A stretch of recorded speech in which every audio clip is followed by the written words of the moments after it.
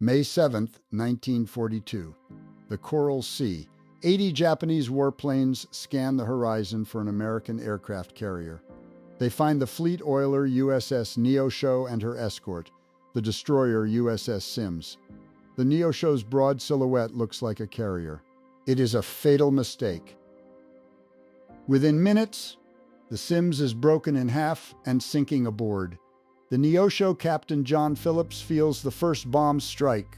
Fires erupt. Men dive into a sea coated with burning oil. Chief water tender Oscar Peterson stays below, fighting to contain the damage. The Japanese press the attack, convinced they have found their carrier, but the Neosho is no warship. She is a tanker built to carry fuel. Yet she refuses to sink, even as flames consume her. How did a refueling vessel and her destroyer escort become the target of an entire Japanese air group? The answer lies in the fog of war, a case of mistaken identity that would cost hundreds of lives. But that same error would pull Japanese attention away from the real American carriers, setting the stage for the first great carrier battle in history. As darkness fell, the surviving crew took stock of their situation. The Neosho's forward deck was covered in oil and tilted at a dangerous angle. Fireman third-class Bill Liu helped carry wounded men to the relative safety of the high side. Lieutenant Commander Fran Firth, the executive officer, suffered horrible burns across his face and arms, but refused treatment until every other injured man had been seen. Men died through the night. At dawn, the bodies were committed to the sea. Captain Phillips jotted notes for the report he knew he would have to write. One detail stuck with him: the chaos caused by the order to prepare to abandon ship. Half his crew had jumped overboard, thinking the ship was lost. Phillips wrote a recommendation. The phrase "abandon ship" should only be used as a final command, never as a preliminary warning. On the afternoon of May 7, while the Neosho burned and drifted helplessly, American planes struck back. Pilots from the Yorktown and Lexington located the light carrier Shoho and sent her to the bottom. It was the first Japanese carrier lost in the war. The following morning, May 8, the main carrier battle between the big flat tops began in earnest. Among the American pilots in the fight was Lieutenant Stanley Vettasa, flying a dauntless dive bomber. He and his squadron would see action against Zero fighters before the day was through, but the Japanese struck back hard. Dive bombers and torpedo planes found the American carriers. The Lexington took 2 torpedoes and a bomb. Fires spread, fuel vapors ignited. By afternoon, the big carrier was abandoned and scuttled. The Yorktown was damaged, but still fighting. It was a bloody draw. Nearly 400 miles away, the men on the Neosho knew nothing of the carrier battle. They did not know the Japanese planes that hit them were supposed to be hunting carriers. They did not know they had been decoys. All they knew was that their ship was dying and their friends were dead. Aboard the destroyer Monaghan, Lieutenant Commander William Burford searched the coordinates the Neosho had radioed. He found nothing but empty sea. The tanker had drifted well off course. Daylight on the morning of May 9 showed the men of the Neosho just how serious their situation had become. The deck was covered in a thick coat of black oil, making every step treacherous and every breath heavy with smoke. The starboard rail was underwater, and the constant groaning of the ship was a cruel reminder that she could sink at any minute.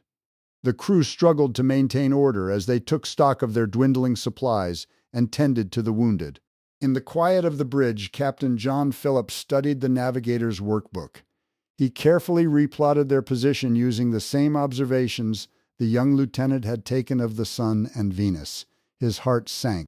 The coordinates they had been radioing out were off by 64 miles. Every rescue ship was looking in the wrong place. Phillips ordered the radio operator to send out the corrected position as often as the failing generator would allow, but the damage to their hope was already done. The next day, the crew worked without rest to prepare for the worst. The engineering officer, Louis Verbrugge, led a team in a brute-strength effort to muscle the port motor launch down the sloping deck into the sea. Another work party attacked the massive anchor chain with simple hacksaws, their hands bleeding as they ground through the thick metal. Finally, the last link snapped with a loud clang, and the anchor plunged into the deep, taking some of the ship's list with it, despite the damage. The The Neosho's tilt did not worsen. This small mercy gave the crew a flicker of fragile hope, but the cost was still being counted. 2 more men died during that long night, including a young sailor named Noel Craven. Out on the drifting life rafts, the survivors were burning under the relentless sun. Jack Rolston watched as the 68 men who had lashed their rafts together began to shrink in number, their strength and hope leaking away with every passing hour. On the morning of May 10th, a sound cut through the Neosho's miserable silence. It started as a faint buzzing, then grew into the unmistakable drone of aircraft engines. Men on the oil-slicked deck looked up to see a twin-engine Hudson approaching from the southwest. Hope surged through the crew as the plane circled low, its signal light blinking in reply to their own. For the first time in 3 days, men smiled. They laughed and waved, certain that rescue was finally on its way. But the Hudson did not circle back. It flew on into a cloud bank, its engines fading, and did not return. The brief flash of elation collapsed into something worse than simple despair. Now the men knew they had been seen, and still no help was coming. On the rafts, the sun offered no mercy. Men lay still, too weak to move, their lips split and bleeding, their skin blistered and raw. Some began to drink seawater despite the warnings of their shipmates. Within hours, they were seized by violent convulsions, their minds unraveling as their kidneys failed. One of them, a young sailor named Grove Huff, did not wake when the sun rose on the 10th. He died quietly in his sleep. His body, too, dried out to sustain life. Among the living, a seaman named William Smith tried to hold the group together. He had no water to give and no food to share. What he had was a single wooden boat paddle. Smith used it as a crutch, forcing himself upright so that any searching ship might spot a standing figure among the endless waves. Night fell like a cold shroud over both the ship and the rafts. On the Neosho's tilted deck, men pressed against whatever structure could block the wind, listening to the tortured groans of steel below their feet. 2 more sailors died in the darkness, their bodies committed to the sea at first light. On the rafts, the killing continued. Men who had drunk seawater thrashed through the night in agonizing seizures until their hearts gave out. By dawn on May 11th, the living were barely distinguishable from the dead. Hope had drained away entirely, replaced by a dull, mechanical will to last 1 more hour, 1 more minute. The only thing left was the faint possibility that rescue might still find them before the sea did. It was an hour after the PBY Catalina had buzzed the dying tanker when the shout came from a lookout. "Ship, 90 degrees." The men on the Neosho had been waiting 4 long, agonizing days to hear those words. A silhouette was taking shape on the horizon, growing larger as it steamed directly toward them. Through binoculars, someone made out the unmistakable profile of an American destroyer, smoke trailing from its single stack as it pushed to flank speed. The USS Henley had answered the PBY's report, and Commander Robert Hall Smith brought his ship alongside the listing hulk with urgent purpose. A signalman on the Neosho's bridge began flashing a light to the approaching destroyer. The response came back instantly. The Henley hoisted the Emerg Victor flag, a stark signal that an emergency had been declared and every second counted.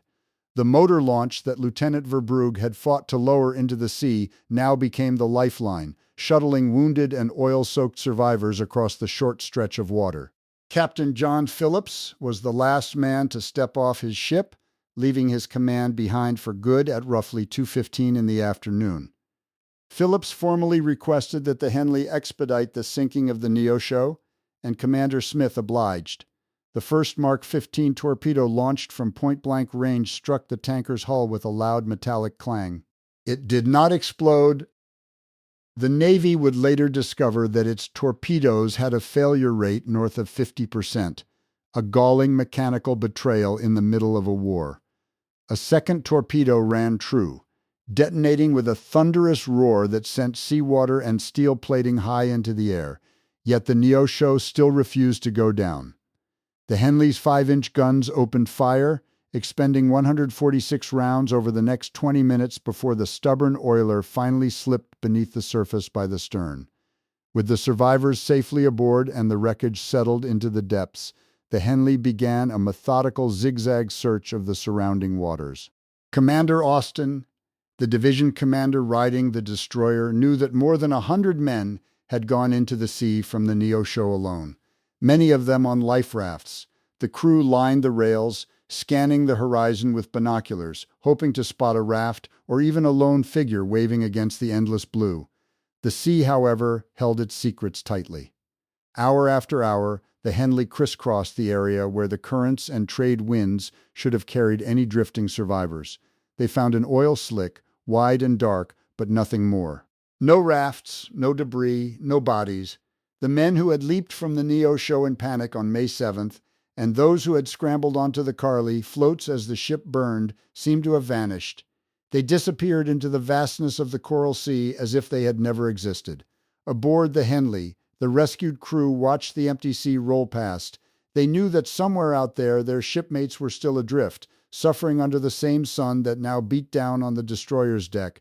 But the search had to continue, and the Henley pressed on, steaming in ever-widening patterns, hoping against hope that the next wave would reveal a raft with living men aboard. The ocean, indifferent to their prayers, offered nothing in return.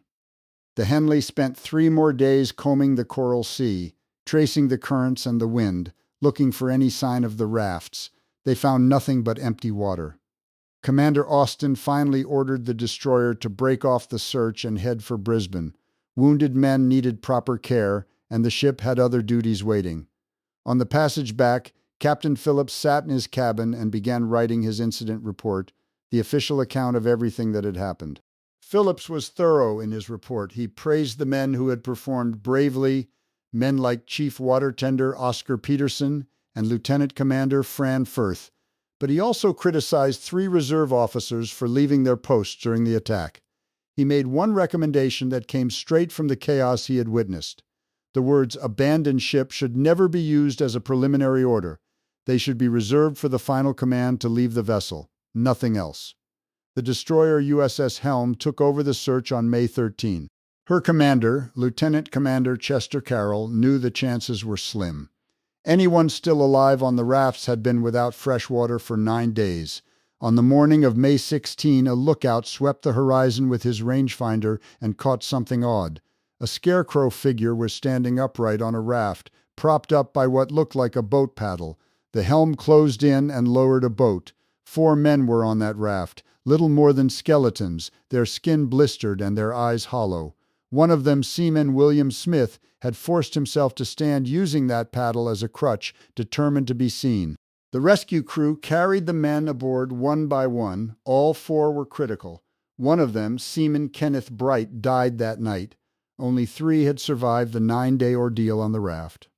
On June 13, the Rolston family in Missouri received a telegram from the Navy Department. Their son Jack, previously reported as missing in action, was now known to be a survivor. He was in a hospital in Hawaii, slowly recovering. Jack Rolston had been one of only a few survivors from the 68 men on those lashed-together rafts. He was alive.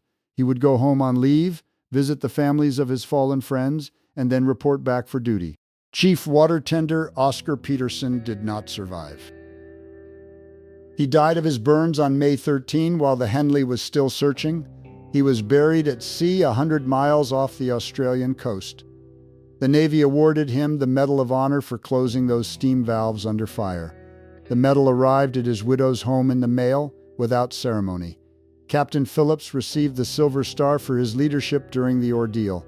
When the Navy offered him a new command at sea, he quietly declined and spent the rest of the war in intelligence work. Phillips retired as a Rear Admiral and settled in Virginia, taking up golf. He died in 1975 and was buried at Arlington. Jack Rolston lived a quiet life, rarely speaking about the raft, and passed away in 2010. One of the few survivors from the original 68 men. Seaman William Smith also survived, but little is known of his post-war life. Fireman 3rd Class Bill Liu returned to sea on a new tanker also named Neosho, later working as a train engineer. Rear Admiral Fran Firth recovered from his burns and commanded an attack transport at Iwo Jima. Lieutenant Commander William Burford received the Legion of Merit and retired after the war. Commander Leonard Austin, who directed the Henleys' desperate search through enemy waters, later made flag rank and was awarded the Legion of Merit for his sustained leadership in the Pacific. Engineering officer Louis Verbrugge was awarded the Silver Star and continued his naval career. Stanley Vejtasa, the pilot who nearly transferred to the Neosho, went on to earn 3 Navy Crosses and retired as a captain. The destroyer USS Peterson was named for Chief Oscar Peterson, a permanent mark of his sacrifice. The story of the Neosho and the Sims has become a footnote in the history of the Coral Sea. It was a mistaken attack on a tanker and her escort that inadvertently helped shape the course of a larger battle.